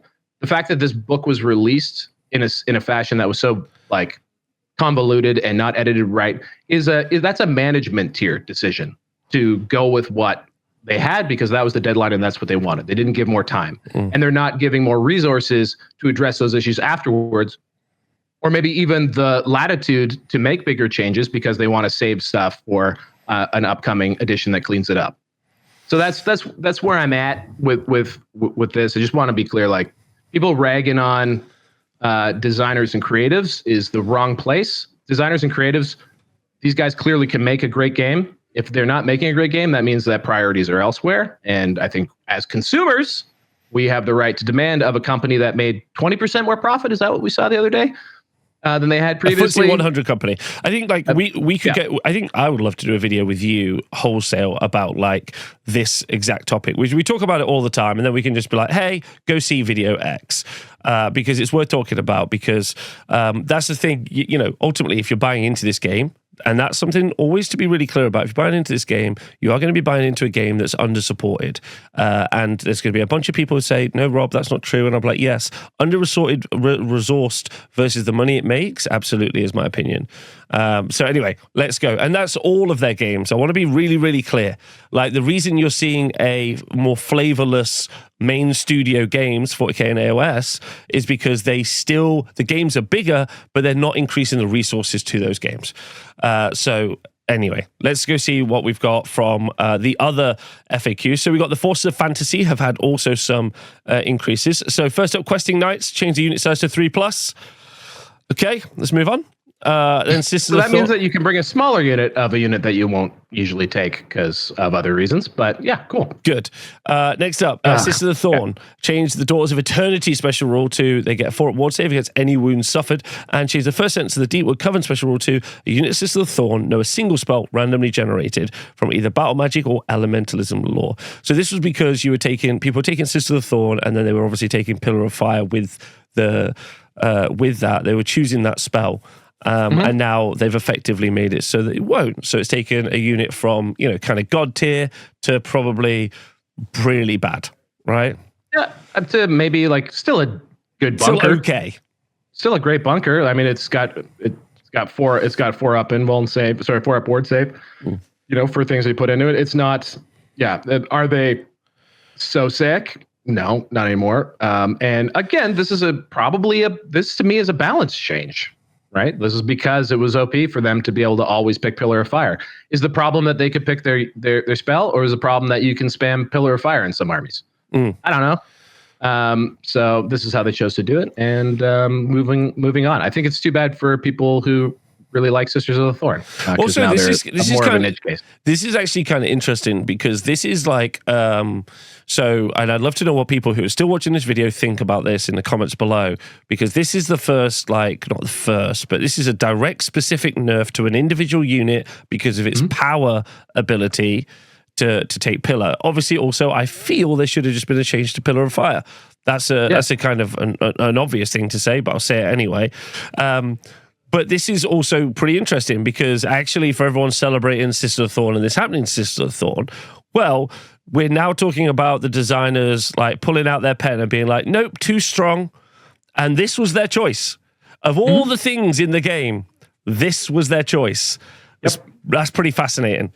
to be honest. Pretty fascinating. Or like even from just a macro perspective, just about every version of fantasy that I'm aware of, you couldn't bring multiple of the same spell. Yeah. Like it was hard to do, right? So like, and I think previous versions of Sisters of the Thorn allowed you to take very specific spells from a grouping of options. So there were different ways to go with it. Instead, they made them randomly generated. I don't think they're Garbo now. But and the 4+ ward save clarification there means is just that a character that joins the unit doesn't necessarily get the 4+ ward save, but obviously they still get the protection of the rest of the unit having a 4+ ward save. Anyway, moving on. Okay, next up, Goblin Hewers, Chaser Wounds to 2.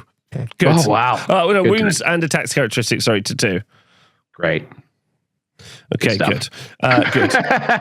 Guarding the sacred sites. If it does not include magical vortexes, open ground or hills, or any construction such as walls or buildings, this is guardian of the sacred sites. This is the Green Knight, right? Am I wrong? Oh, you're right. It does not include magical vortex. Oh, great. Open ground or so hills. That's pretty good. Yeah, so like you also have to remember how these FAQs are produced. Basically, all the playtesters are pretty much based around the UK. So there was an event called the Lelvio, not that, whatever, LGT. It's terrible, don't go. And they had an event where Hills, Green Knight could come out and of the hills. vortexes.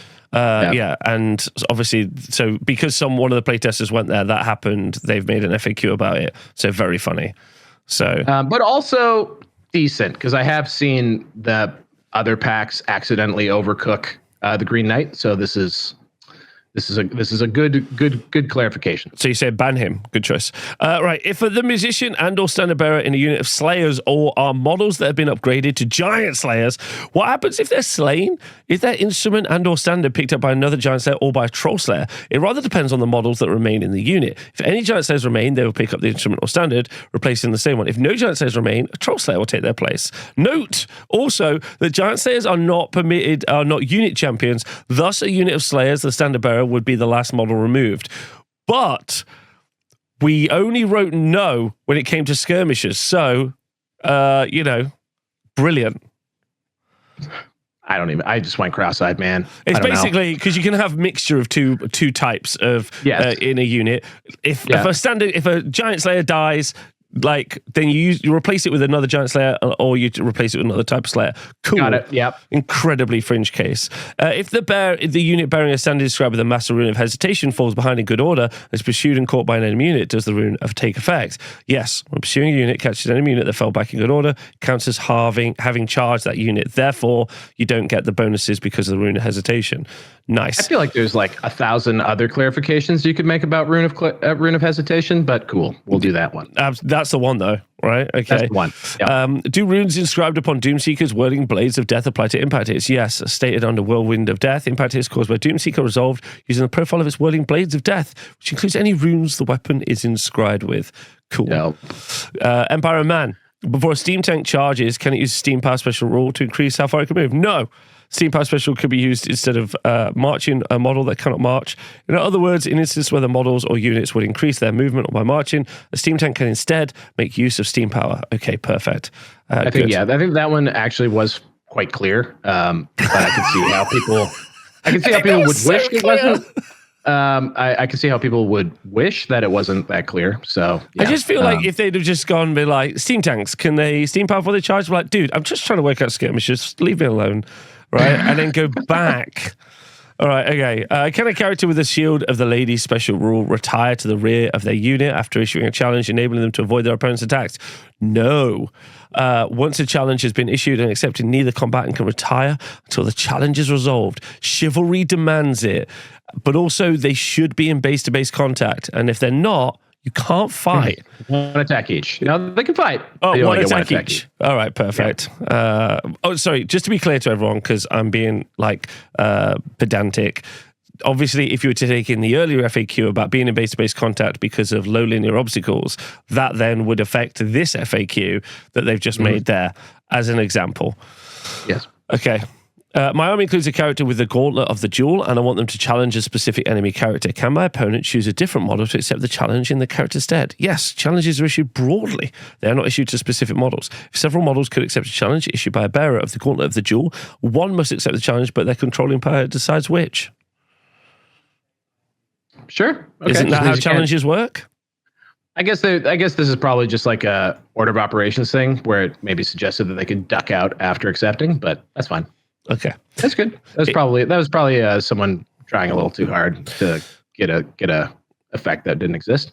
Perfect. Acceptable FAQ, guys. Acceptable. Is a charging lance blunted if an enemy unit countercharges it? No, as both units are charging. That clause that a lance is blunted is charged and does not countercharge is negated. I feel like that's really obvious, but sure. Okay. And then finally, does the martial prowess, this is for high elves, special rule allow models to make supporting attacks with weapons that do not have fight in extra rank special rule? No. Martial prowess grants the ability to make a supporting attack to the flank or rear as well as its front. Does not grant the ability to make a supporting attacks model to do so. Follow-on question from Rob, though. Why do swordmasters have one attack? Answer, fuck you. That's that. Go fuck yourselves. Go fuck yourselves. Like, okay, cool. They're sword masters. You get that though, right? I get it. Okay. Anyway, right. Ramming the Hordes. Conversation for a future episode, Rob. After January. Okay, after January. I'm becoming more and more upset as the video goes on. 0 to 1 model for Ed butting out. I'm just going to move on. Right, skin wolves. Okay, change the base size of skin wolves to 50 by 50 mil. Under options, change. It's because it was written wrong in the Arcane Journal, I think. Where are we right? Oh, we're on Ravening Hordes now? Yeah, Ravening Hordes. Okay, yep, sorry. Okay, under options, change Skinwolf Jarl to Skinwolf Jarl Champion. Add fear to Skinwolf's lists of special rules. Page 44, Warp 5 Dragons. Add close order to Warp 5 Dragons list of special rules. Okay, so this is just all things that they missed in the book that they're clarifying. Yeah, and they also missed other things for Skinwolves, including, I think, whether or not they're like chosen abilities stack or something like that. Like you can have, once you declare one, it doesn't say that it ends when you choose another one, I think. Correct. I'm talking, yeah. So anyway, so apparently that's the way that is supposed to work. Because very raw, guys. Very raw. You missed like maybe the biggest tragedy of this whole thing. Apologies. I knew you would want this to yourself. Go for it. Ed Button add the following to the beginning of the rule, 0 to 1 per model. What? There was a hilariously meme build, and pour one out for all the cool kids out there who actually made a war boss on a wyvern with like 6 hats, because that's hilarious. But yeah, basically for each Ed Button you get an impact hit, and it was a common item, and there was no limitation on them, so you could just take as many of them as you could fit in the allowance. So it was funny, but you know, of all the things, I'm glad they closed that loophole. Okay, good. Then great.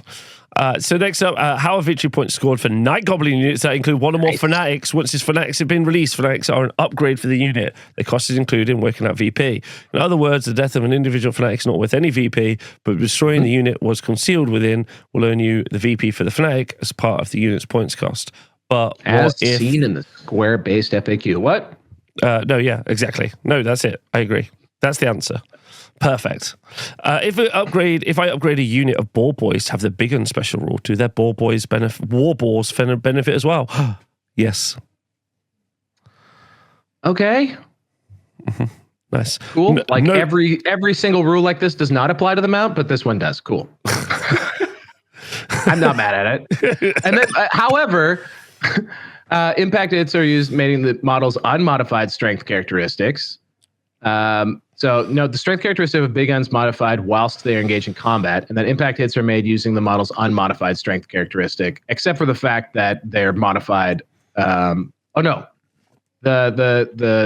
chart. So that actually does change how their impact hits work in the. Sorry, guys, my brain stopped working. Basically, they do get impact hits, but they also have the boar charge, like in that. Goring tusks or something like that. There's a rule that gives them +1 strength. So that means that they're getting like +2 strength in combat, which is cool. Cool. I'm down with it. Okay. Can the glowing green amulet be used by a character that isn't a wizard? Yes. The glowy green amulet is a talisman, meaning any character that can take magic items can use it. However, if they wish to use it against an enemy spell, they do it, and so instead of wizardly dispel attempt being made. This means that you cannot also attempt to wizardly dispel against a spell you use a glowy green amulet against, even if the glowy green amulet explodes. Yeah, like I don't know how that was that one's confusing, but cool. I'm obsessed with the things that they decided to choose. Obsessed. Like, it's wild. Like anyway, I feel it's like just pieces of paper and a hat, I guess. I feel like someone should ask me, as the person that run the most old world events in the world, someone should ask me what the number one questions are. Can the size and range of self spells aura effect be increased by the Idler Gork? No, the aura effect of range self spell is not in its range. Okay. Yeah, okay. I actually interpreted this wrong personally. So okay. All right. And that's a very fair point. That might have been obvious to anyone else, but I thought the opposite. But that's cool. Okay, so Arcane Journal, Warrior of Chaos. What happens if I wish to accept a challenge to fight Warriors of Duel, but do not have a single wound champions in the army? Roll off to determine who takes the first turn as normal. A hack that you can use to defeat them. When fighting a Warriors Duel challenge between two unit champions, are such things as magic standard carried by the unit counted? No. The duel is fought between the two champions alone without any support from their units. Boom. Okay. Cool. People were utilizing that previously. Yeah, I think but the unit champion, I guess, could still have a magic item, right? Yeah, the unit champion can have a magic item, but it's like if you gave them a standard, like raise a standard, would they then benefit from it? No. Does a unit with the blood greed special rule, this is Beastman Prey Herds, always roll a single d6 when making a pursuit roll, or only whilst frenzied? Only whilst frenzied, which I thought was obvious, but sure. Can a Casket of Souls, when moved at the end of the shooting phase of its turn, we've saved the best to last, of its turn, use the reserve special rule, should have it. Sorry, I'll say it again. Can a Casket of Souls move at the end of the shooting phase of its turn using the reserve special rule, should it have it? Yes. Whilst Casket of Souls is a movable object. I'm going to say that again. Whilst a Casket of Souls is an immovable object. Immovable object. This special rule clearly states that it prevents the model moving during the remaining move subphase. It does not prevent movement at other times or during other phases, even though immovable. Immovable. This is a great example of, like, you wrote a bad rule, guys. Fix it. Like, is it immovable? Yes. Okay, so then it can't move, right? I guess, yeah. But our rule says this other thing. Okay, so what can you do? You could errata that. You could just do what you do in like a dozen other FAQs and just change the way the rule reads. Yeah. But instead, you just go with, rules as written, you can reserve move. I believe also as seen in the Squarebase FAQ. So there you go. Their rules as written, except for when they're not for some reason. So that makes things easy. Yeah, this has been a tragedy.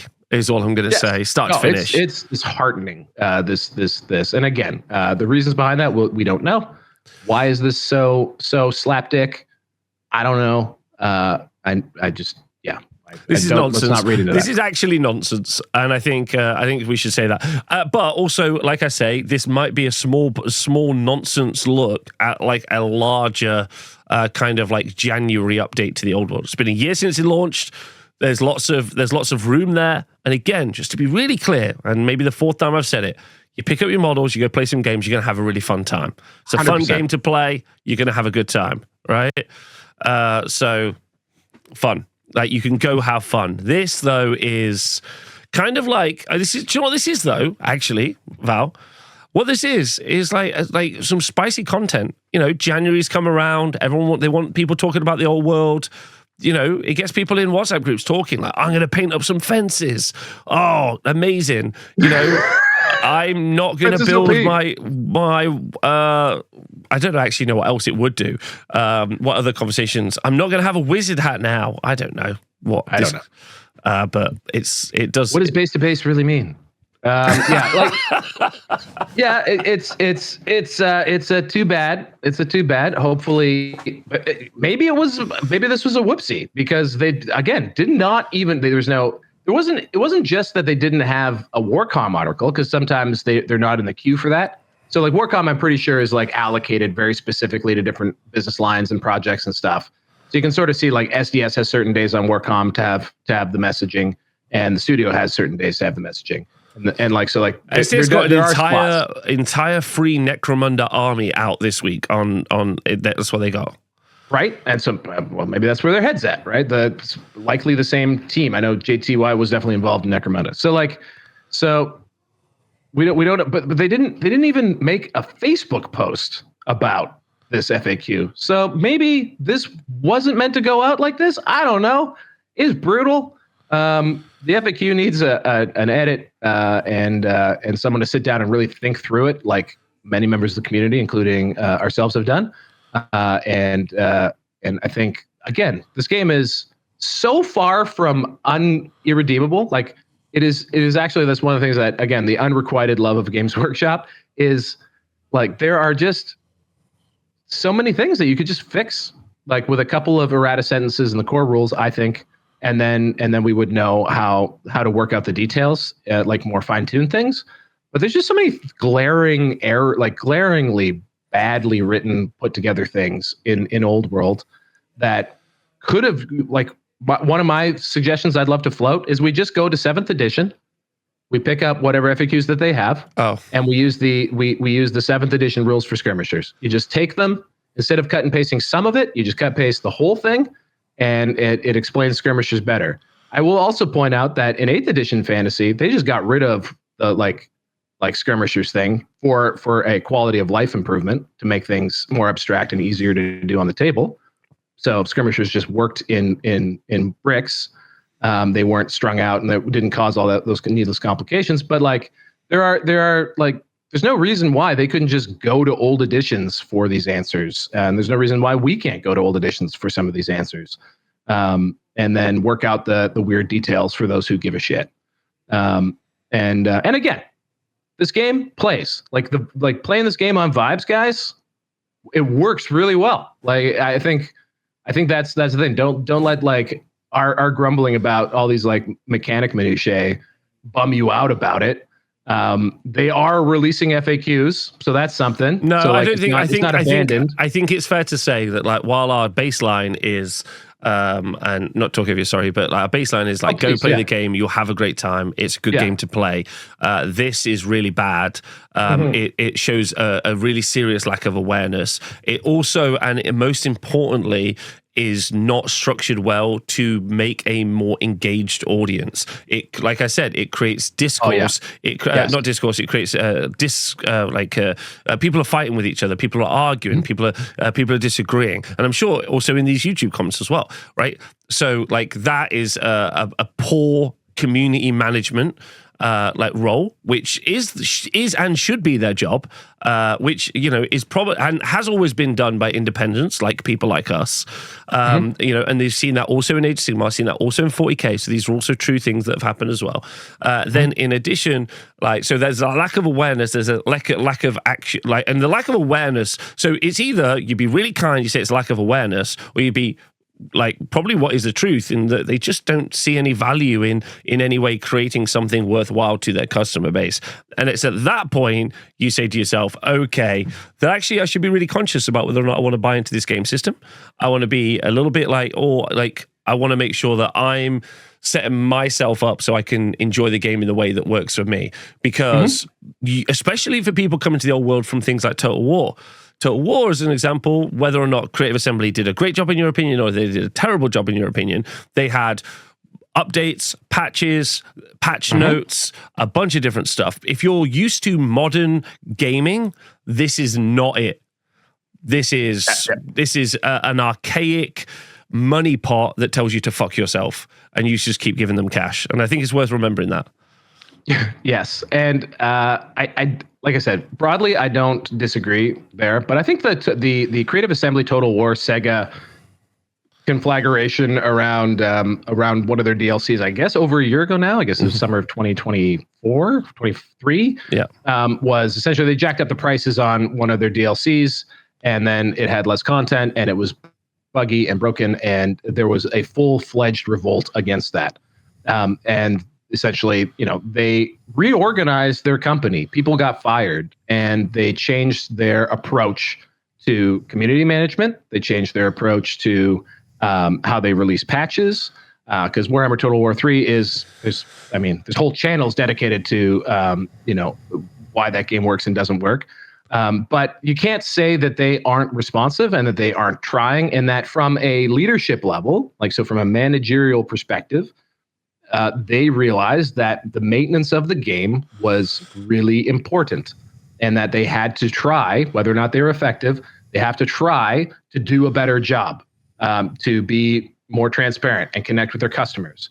And if they're not doing that for Old World, that is a resource allocation issue. It's not or a philosophy issue as well, right? So that's what we should be banging on, and that's what I think players of this game should demand and are fair to demand is, hey, clearly this game has legs. Clearly there's a lot of love for it. We still get we this channel continues to grow, continues to draw, I think, very reasonable numbers on our recordings. We have a wonderful patron community. People love this game. It is a growing game, no doubt about it. We can tick that box. So hire another person to actually go out there, understand what's working and not working, and give them the responsibility to patch the game and make changes and fix things when they don't work right. And that's what I would.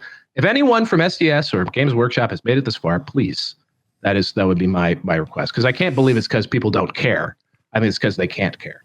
Yeah, they don't have the resources. Like we said at the top of the show, like we end the show with. Listen, if you've enjoyed this, though, we've only got the resources thanks to everyone on Patreon, so thank you. We've only got resources because everyone who leaves comments, likes, subscribes, all that other stuff as well.